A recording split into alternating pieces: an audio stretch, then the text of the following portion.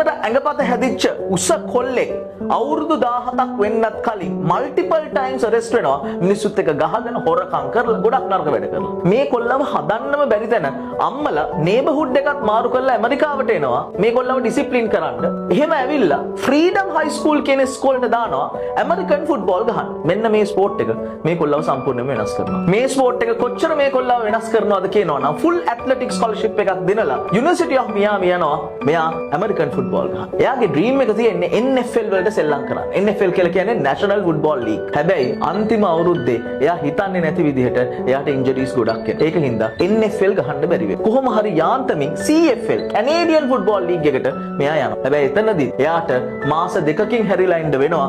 මොකද එයාගේ අර ඉන්ජරිස් හින්දා. එහෙම හැරිලා ඉනකොට මේ කොල්ලගේ මුළු ඔක්කොම තිබ්බ කීන කුඩු වෙලා සාක්කුවේ ඩොලර් 7ක් තියාගෙන තමයි ගෙදර ඉන්න වෙන්නේ. හැබැයි කොල්ල වැඩේ අතාරින්නේ නැහැ. තාත්තා එපා කියද්දි තිබ්බ ප්‍රශ්නත් එක්ක රෙස්ලින් ගහන්න යනවා. මුල් කාලේ ෆෑන්ස්ලා හූ කියනවා. වැඩේ අතාරින්නේ නැහැ. මේ කොල්ලා තමන්ගේ නමත් වෙනස් කරගෙන අන්තිමට රෙස්ලින් වලල්ල ජයගන්නේ වර්ල්ඩ් චැම්පියන්ෂිප් 10ක් දෙනලා ඉන්ටර්කොන්ටිනෙන්ටල් චැම්පියන්ෂිප් 2ක් දෙනලා. ඒ විතරක් නෙමෙයි හොලිවුඩ් මූවීස් ගොඩකට මේ කොල්ලට එන්න කියනවා. 2002 දී ස්කෝපියන් කියන ෆිල්ම් එකේ $5.5 මිලියන් ලීඩින් රෝල් එකට අරගෙන ගිනස් වර්ල්ඩ් රෙකෝඩ් එකකුත් මේ කොල්ලා තියෙනවා. මේ කොල්ලාගේ නම ඩ්වේන් ද රොක් ජොන්සන්. අපි කියන්නේ ද රොක් කියලා. පුතා $7ක් සාක්කුවේ තියාගෙන හීන කුඩු වෙච්ච කොල්ලෙක්ට ද රොක් වෙන්න පුළුවන් වුණා නම් ඔයාටත් පුළුවන් පුතා ද රොක් වෙන්න.